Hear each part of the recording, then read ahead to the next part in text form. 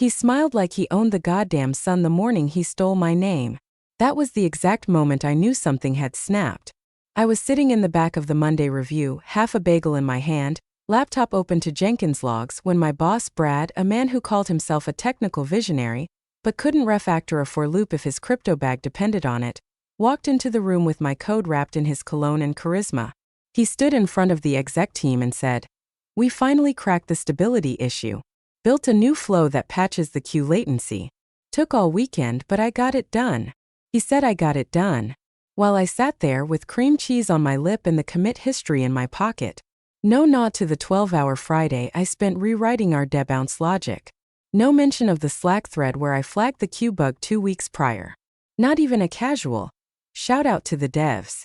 Just Brad smiling like a man auditioning for a TED Talk, walking them through my diagram, drawn in the bottom corner of the whiteboard 3 days ago, still stained with my damn handwriting. Oh, and that cute little moment when he opened the PR on screen? Didn't even rename the function headers. You could still see init Gracetimer_McMillan in the notes. My last name. I saw the CTO squint at it and then nod along like it was all part of the show. If you've made it this far, do me one tiny favor. Hit the subscribe button and tap that like. It's free and it honestly helps more than you think. 97% of folks listen without subscribing. But your click means this story reaches someone else who's been stepped on by a manager with a haircut sharper than his ethics. Back to Brad. He was charming in meetings, the type who compliments your blazer before pretending your roadmap slide doesn't exist. Territorial in the hallway, hovering behind my shoulder like a high school ex when I was running stress tests, always quick to suggest how we position updates to the board. He once told HR he was mentoring the dev team closely, which I guess is one way to describe standing over my desk while I explained our caching strategy for the 4th time. It wasn't always like that. For a while, I took pride in it, the rhythm of early morning Slack pings at dawn from APAC, the way our product ran smoother after a release because I gave a damn. While the marketing team spun stories, I was chasing down recursive loops like they owed me rent. And I liked it. I liked owning it, even if nobody outside the engineering bubble saw it. That bubble popped the day Brad presented my roadmap with his initials on the footer. I sat frozen, blinking at the giant monitor like maybe I'd hallucinated it. Maybe this was a test. But no, he clicked through the slides with the confidence of a man who knew exactly what he could get away with. One of the VPs even chuckled and said, "We really owe the dev team a beer." A beer. You know what it cost me to get that patch stable by deadline? 2 skipped meals, a panic attack in the stairwell, and a night on the office couch with a Red Bull can as a pillow. And Brad gets promoted for clarifying the path forward. I knew then I was being erased in real time. That this wasn't a one-off. It was a pattern in the making.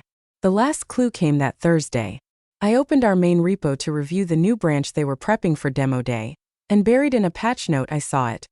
My notes word for word from a debug doc I'd shared only with Brad, copied verbatim into his commit, timestamped, tagged, and merged under his name, like I never existed. I didn't rage. I didn't scream. I just stared at that line of text for a long time. Then I opened a new tab, downloaded a clean export of the final build, zipped up my fork, and started writing a different kind of patch. Not for the product. For the people who thought I'd just stay quiet. They announced it with balloons. Like a damn gender reveal for corporate mediocrity. I was mid-coffee, mid-sprint, buried in a bug ticket flagged by our QA lead when the Slack ping came in. Hashtag announcements, big news. Party popper. I clicked it out of habit. And there it was, Brad's grinning face in a Canva graphic that read, "Promoted to Director of Engineering. Let's celebrate the mind behind our recent infrastructure leap forward." The room broke into applause. Someone ordered cake. I just stared at the screen like it had slapped me. No mention of me. No footnote. Not even a lazy tag. Just a shiny title pinned to the man who once asked me how to make the backend go faster without all the unit test noise. 5 minutes later I got the email. No subject line, just a form letter body with my name awkwardly autofilled. "Hi, first name. We want to thank you for your contributions over the years." It was like being thanked for watering a houseplant right before they toss it out the window. Attached was a PDF. Severance package. 3 months. Basic NDA. A templated paragraph about our gratitude for your tireless work ethic. No human signature. Just the people ops bot and a survey link. I didn't cry. That part came later. Quiet and ridiculous, in the driver's seat of my Corolla, parked behind the grocery store where I used to grab protein bars during marathon builds. What I felt in that moment wasn't grief. It was exposure. Like they'd taken something sacred, 10 years of 3am rollbacks and Christmas Day hotfixes, and shrink-wrapped it into a tidy HR exit kit. I thought of all the nights I stayed late fixing his mistakes. Brad, who once emailed the team that we didn't need to worry about API rate limiting because we're not Twitter. Brad, who called my warnings about edge case corruption in our sandbox paranoid noise, then trotted out the exact language during a stakeholder call a week later like it was his own divine revelation. He built his little promotion step by step out of my work and my warnings. I was the scaffolding under his spotlight. But I didn't burn it all down. I opened my laptop, synced a private copy of the final build to cold storage. I downloaded the full version history, every commit with my name, every comment, every timestamp. I sorted them into folders labeled clearly, version _ authoritative, timeline _ tags, auth chain _ logs. I encrypted it all and backed it up again. Then I opened a blank doc titled Exit Memo and started typing in clean, concise language. No spite. Just facts. I wrote a short handover summary, pinned open tasks, suggested fallback options for a few known bugs, even included a smiley face after the line, happy to chat if questions come up. I scheduled the resignation email for 7:59 a.m. Friday. Short, respectful, borderline upbeat. I thanked them for the opportunity. I wished the team well. I didn't CC anyone who mattered. Then I turned off notifications, shut the laptop, and took the longest shower of my life. It didn't feel like revenge. Not yet. It felt like the calm breath before pressing detonate. My last week at the company felt like cleaning up after a party I wasn't invited to. I showed up early as usual. Nobody noticed. Brad had already moved into the glass-walled office that used to be a conference room, now filled with succulence and self-importance. He smiled at me once through the glass. That kind of thin-lipped smile people use when they're not sure if you're going to cry, explode, or sue. I smiled back. Not because I meant it, because it amused me to think he'd never guess what I was doing. I started writing documentation. Not rushed notes or chaotic JIRA tickets, but detailed, courteous, tidy as hell. I cleaned the repo like it was a kitchen before a real estate showing. Every function had inline comments. Every module had a header.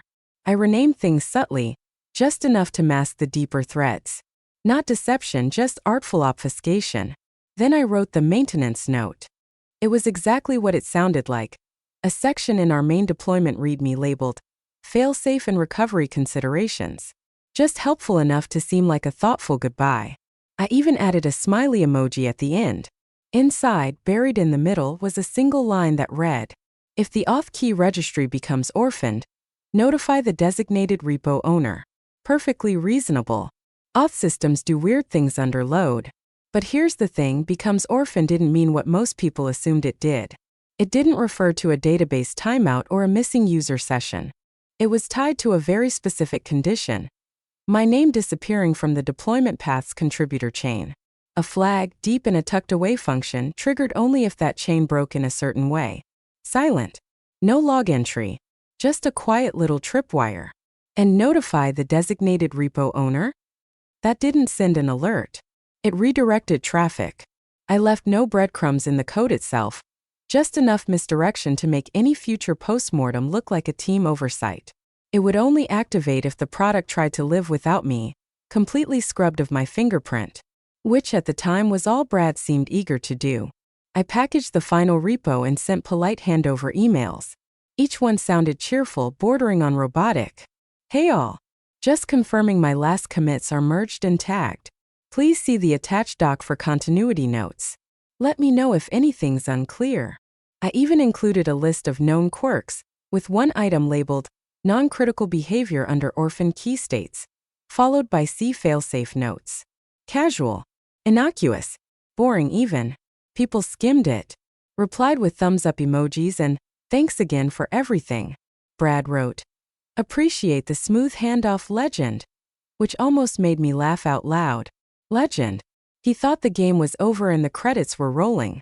On my last day, I handed in my badge, turned in my laptop, and took the long way out through the fire escape stairwell, just to avoid the break room goodbye cake.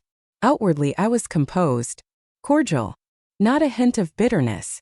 Inwardly, I was already counting. Not hours, days. 7 of them.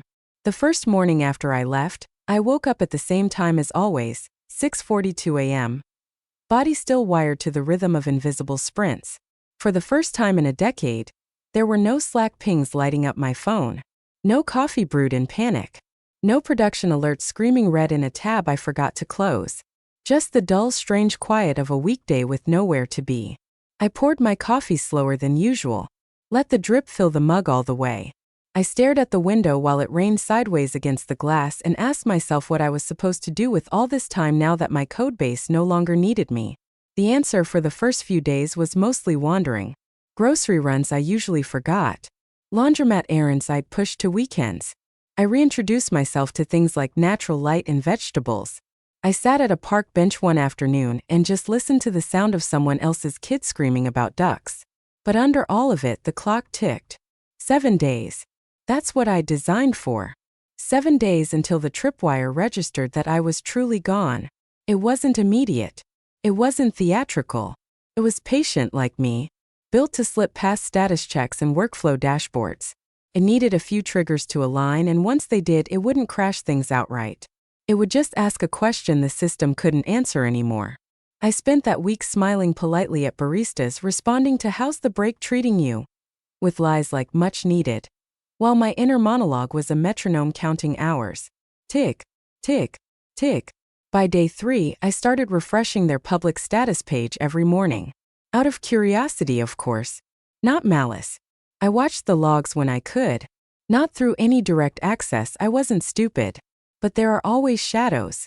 Third-party monitors, public endpoints, Git metadata. Enough to see subtle vibrations in the wire.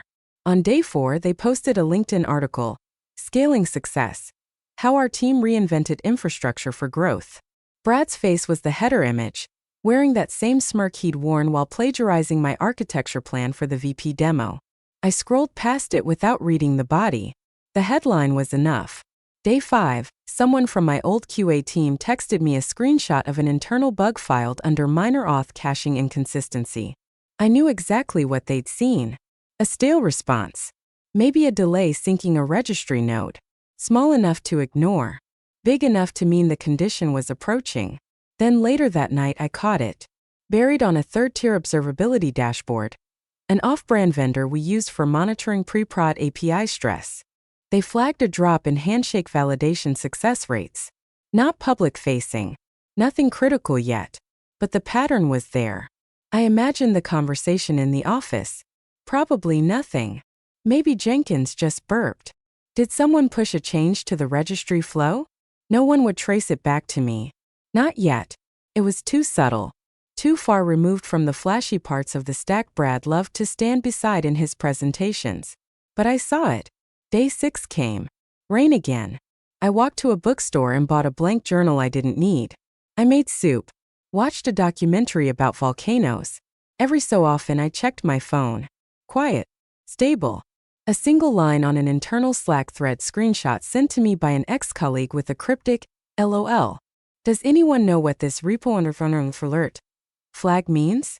The responses were a mix of shrugs and shoulder emojis. They didn't know. They hadn't built it. It started with the login screen. Nothing dramatic, just a timeout. A few users couldn't sign in without refreshing twice. Then the dashboard lagged. Then a stale cache refused to clear on the Analytics tab. Minor things. Barely worth a ticket. But inside that slow crumble I recognized the rhythm.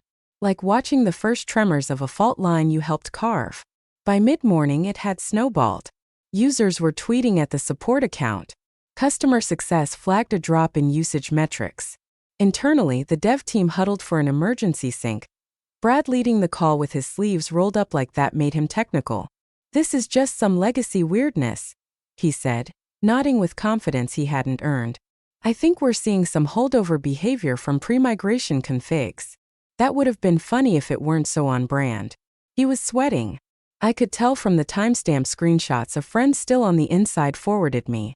The panic wasn't about functionality, it was about perception. Investors were on the line next week. The product needed to be a shiny trophy, not a blinking dashboard with a heartbeat monitor. Support opened a priority thread, unable to replicate issue consistently, but seeing elevated error rates in login success metrics. A developer replied with a screenshot of a deprecation warning tied to a UI element, labeled owner_contactors for failsafe. The reply? Ignore for now, probably old junk. They didn't even hover over it. That flag had been in place for months. Quiet. Useless. Until now. Around noon, legal got looped in. You could tell by the language shift. People stopped saying bug and started saying liability. PR added a note about preparing a communications plan in case of escalation. And someone, probably a board assistant with too much access, requested an internal postmortem before the outage had even fully formed. I watched it all from a safe, warm distance. My laptop open, a mug of lukewarm tea beside it. Slack DMs rolled in from former coworkers who'd stayed quiet after my departure, now suddenly full of "Did you see this? And is this your doing?" And one particularly honest, "I wish we'd listened when you said the system needed attribution logic hard-coded." I didn't reply. There's no clean way to say, "I built a failsafe to trigger if you erased me, and now you're feeling the tremor." No version of that sounds sane outside the context of having your work stolen and served back to you like office sheet cake. My stomach didn't feel like victory. It felt like caffeine and something worse, like nerves dressed up as closure. Still, I refreshed their site a few times, watched it sputter, watched a few pages flicker into error screens before stabilizing. They hadn't hit the core yet, but they were close. Day 7 arrived like any other. Gray sky, burnt toast, the sound of my neighbor yelling at her dog for stealing socks. I was halfway through folding laundry when my phone buzzed 2, 3, 4 times in a row. I didn't rush to check. I already knew. The site had folded. Their main traffic route, the one they'd funneled users through during every demo, pitch, and onboarding cycle, was gone. Instead, every visitor, clients, partners, interns trying to check their schedules, landed on a stark white page with a single black heading. This deployment has been paused due to unresolved attribution. Below it, my GitHub profile. And under that, a download link. Attribution and remediation, $237,000. The invoice was polite, crisp. No flames or accusations. Just a clean PDF with a breakdown of services rendered, remediation estimate, and a clause titled Ownership Integrity Enforcement. The amount wasn't arbitrary. It was exactly what the company billed a major client for my architecture work the week before they erased me from the chain of custody. Within an hour, screenshots of the redirect were everywhere. Internal Slack threads, Twitter, LinkedIn, even some Reddit thread titled Engineer Gets Last Laugh in Real Time. Their help desk buckled. One of the remaining developers messaged me with a line that felt like karma had a sense of humor. "We thought the redirect was a DDoS thing at first. Then we realized it's just you." I didn't respond. The messages kept coming, frantic, panicked, some passive-aggressive, some oddly admiring. A support engineer texted, "We have investors on the line. They think we've been hacked." I refreshed their press page. Still static. No statement yet. But someone had leaked a Slack screenshot from Brad. He'd written, in full confidence, not even 24 hours before the collapse, "The stack is locked down and stable. Nothing can go sideways without a full rebuild." That quote was now sitting underneath the redirect screenshot in a Twitter thread with 5,000 retweets and growing. People were memeing it, photoshopping his face onto crumbling buildings, comparing him to Elizabeth Holmes, tagging their posts with #LegacyCodeLegend. I didn't gloat. I just sat on my porch, coffee going cold in my hands, listening to wind chimes I didn't remember buying, and thought, this is what it looks like when a machine tries to function after forgetting who built it. Vindication didn't feel like fireworks. Felt like silence. Just me, my repo, and a PDF that asked one simple question. Who did the work? And who's going to pay for pretending they didn't? The board called an emergency session before noon. By then, the redirect was headline adjacent. Tech blogs foaming at the mouth, calling it the cleanest corporate clapback of the year. Internally, the company was on fire. Brad's calendar was wall-to-wall. Half the entries just titled urgent. The smile he wore so effortlessly in every product photo was gone, replaced by the pale, wide-eyed look of a man realizing the train he'd hijacked was never on his tracks to begin with. Legal pulled the commit logs. It didn't take long. My name was everywhere. Time-stamped, documented, neatly threaded through every milestone they'd attributed to Brad. Architecture notes, seed deployments, even the security policies he claimed to have reworked had traces of my handwriting. Literal code comments signed with my initials, like graffiti in a collapsing museum. He tried to spin it. I saw the leaked transcript later. Brad insisted it was a shared effort, said I'd contributed to earlier phases, but that the final execution was collaborative. Then someone pulled up a screen share of the contributor graph, showing my commits dominating the repo up until the very week I left. That's when the board flipped. A woman from finance asked bluntly, "Why does our system collapse when one employee leaves?" No one had an answer. Then the question shifted. Who built this? That's when the email came in. A cold corporate address, no name, no title, just a plain message in my inbox. Subject: urgent. Body: who did this? I stared at it for a moment, thought about responding with receipts, threats, something poetic. But I didn't need to. I typed one sentence. It's what happens when you erase the person who made the system work. And I hit send.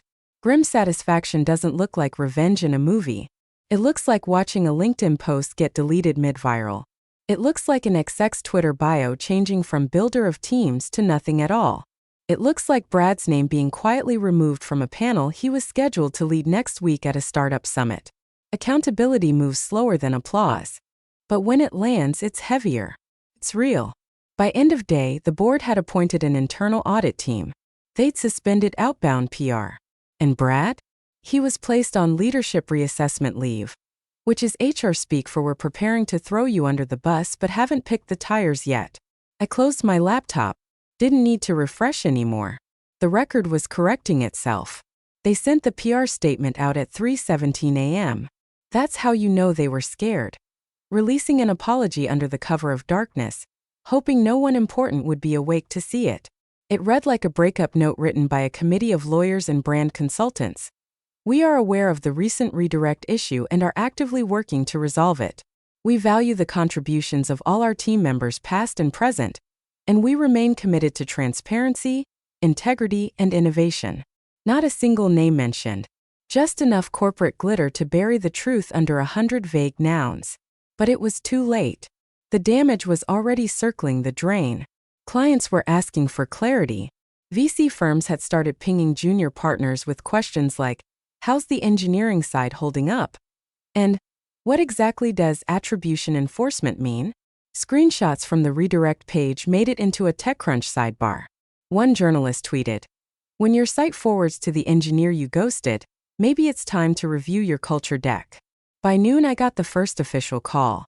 Not Brad. Not legal. A VP I'd only spoken to twice in my life, voice warm like butter melting on a trap. She asked if I'd be willing to consult short-term, purely advisory. I asked if Brad was still employed. She paused, said, "We're in the middle of reviewing leadership structures." Translation: his promotion was on ice. They were just figuring out how to toss him without admitting they'd ever believed in him. Then came the emails. One from a senior engineer I used to mentor. "I'm sorry. I should have said something when they started erasing your name." Another from a junior dev who stayed up debugging the night the redirect hit. "I've never seen code talk back before. It was honestly beautiful." They weren't all warm. One guy, a mid-level PM I'd clashed with over platform dependencies, messaged me, "Was this really worth it? You embarrassed everyone." I almost replied, "Almost." But then I thought, if the embarrassment came from the truth, maybe that says more than I ever could. The press started circling next. Local tech blogs first. Then a podcast host I recognized from a startup expo. They all wanted the scoop. Off the record. We can anonymize. Help us understand what really happened. Picked one. A small, sharp publication run by a woman who'd once written a viral piece titled, "You don't own the work if you erase the names." We talked for 15 minutes. I told her I wouldn't name individuals. I wasn't interested in character assassinations. I laid out 3 conditions: public correction of authorship credit, reinstatement of original contribution history on the repo, and a modest settlement, not for emotional distress, not even as back pay, but as remediation for having to clean up a mess they created when they tried to pretend I didn't matter. She asked me how it felt. I told her the truth, complicated. 'Cause yeah, it felt good. Not in a fireworks and victory lap kind of way, but in a deep spinal sort of justice. The kind you don't cheer for, you just breathe it in like finally getting air after weeks underwater. But also people got hurt. Users hit bugs. Clients lost access. Engineers I respected had to field angry calls because their boss tried to stand on work he couldn't even spell. I didn't enjoy that part. But I also didn't cause it. They did. I just designed a mirror, and they walked into it. By the time I logged off that night, my inbox held a revised settlement draft. The legal tone had changed. Less condescension. More care. The subject line simply read, "Updated terms, please review." They knew now. Reputation wasn't just a brand asset. It was leverage. They posted it without ceremony. No big rebrand. No CEO video with a pained face and soft piano behind it. Just a quiet update on the company's blog titled Correction of Attribution. 3 paragraphs. The first apologized to customers for the unexpected disruption. The second acknowledged critical contributions made by former team members. The third included a hyperlink, small, blue, and impossibly overdue. Original code repository, maintained by J. Macmillan. That was it. No fireworks. No parades. But it was public. It was real. And it was permanent. Brad, for his part, resigned to pursue new opportunities. That was the phrasing they used. Buried at the bottom of a corporate newsletter between an HR spotlight and a plug for their new values-forward onboarding program. I didn't gloat. I barely blinked. Because by then, the win had already happened, not in headlines or hashtags, but in the simple shift of leverage. They had tried to delete a name. Now they were quietly restoring it. I wrote something that night. Just a few paragraphs. No technical jargon. No vendetta. Posted it to my GitHub under a file named confession_and_invoiced. It read, "There's a moment in every builder's life when they realize that credit isn't just vanity. It's currency. Protects the hours you never built for. The weekends you sacrificed. The parts of yourself you stitched into a product and then handed over without asking to be applauded, just acknowledged." I didn't write a virus. I didn't crash their systems. I wrote a condition. A quiet truth. If you erase the builder, don't be surprised when the structure stops standing. I refused the buyout. They offered 6 figures, clean contract, the whole sweep it under the rug package. I turned it down. Not out of pride, not even out of spite. Because silence bought with money is still silence. I kept the invoice public. Not as a price tag. As a ledger. A marker of what happens when you try to wear someone else's work like a tailored suit. The messages that came after were different. Not noisy. Not viral. Just steady, engineers, writers, designers, quiet professionals who'd been ghosted after building beautiful things. People who'd watched their labor get clapped for by people who'd never typed a line or moved a pixel. They didn't want blood. They wanted to be seen.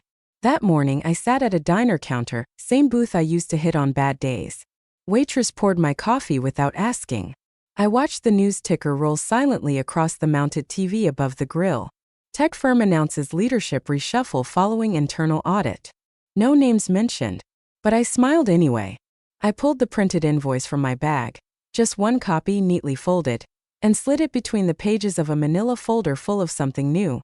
Acceptance letters, freelance contracts, one weird invite to speak at a conference titled Invisible Architects.